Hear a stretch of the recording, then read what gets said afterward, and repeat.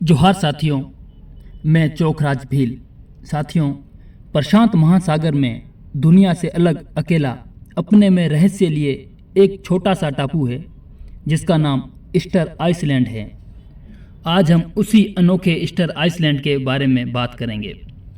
साथियों, 1722 ईस्वी में नाविक याकूब रोगेविन अपने 3 बड़े जहाज़ों के साथ गलती से इस टापू के नज़दीक आ गया।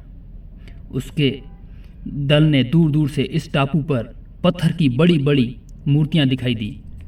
ऐसे निर्जन टापू पर जहां उस समय इंसानों का पहुंचना लगभग नामुमकिन था, वहां ऐसी अजीब आकृतियां देखकर नाविक रोगेविन और उसके साथी सोच में पड़ गए। अब वो अपने नावों को जल्दी से जल्दी उस अजीब मूर्तियों वाले लैंड की ओर ले जाने लगे।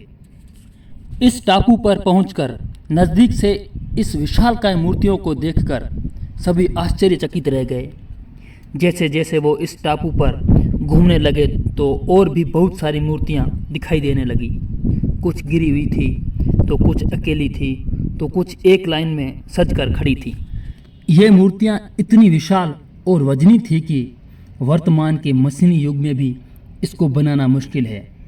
ये आश्चर्य की बात है कि उस समय बिना किसी मशीन टेक्नोलॉजी के ये पत्थर को काटकर एक इंसान का रूप देकर इतनी वजनी मूर्तियों को एक कतार में कैसे खड़ा किया गया था। इन विशालकाय इंसानी रूपी मूर्तियों की आंखें गहरी, कान लंबे, ठोड़ी चौड़ी व चेहरा लंबा बनाया गया था। इस लैंड पर ऐसी मूर्तियां 800 से भी अधिक पाई गई है। इन मूर्तियों में सबसे लंबी मूर्ति 33 फीट की है और उसका वजन 75 टन के पास है। ये मूर्तियां करीब 1200 साल पुरानी मानी जाती है।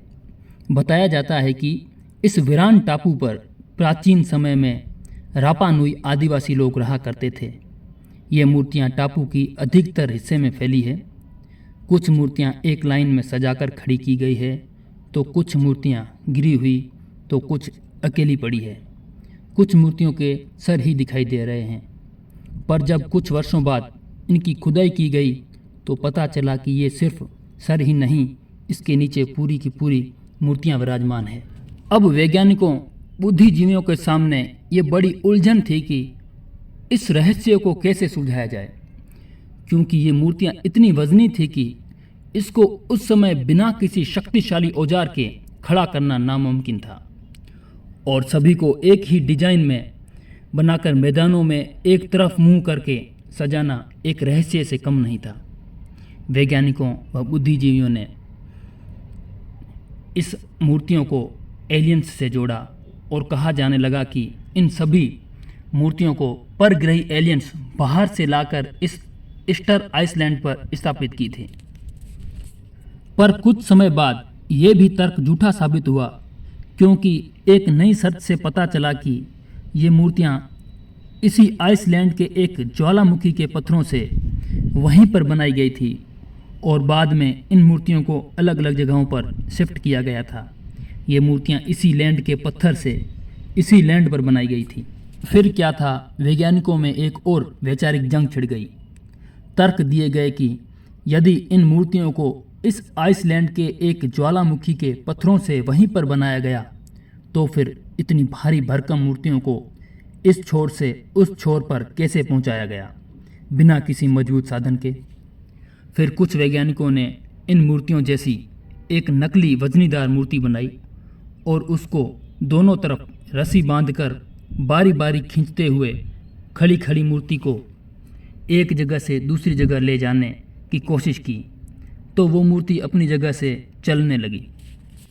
हाल ही इन मूर्तियों के रहस्य से पर्दा उठ चुका है। इनको किसी परग्रही लोगों ने, यानी कि एलियंस ने नहीं, बल्कि ईस्टर आइसलैंड के प्राचीन आदिवासियों ने बनाया था।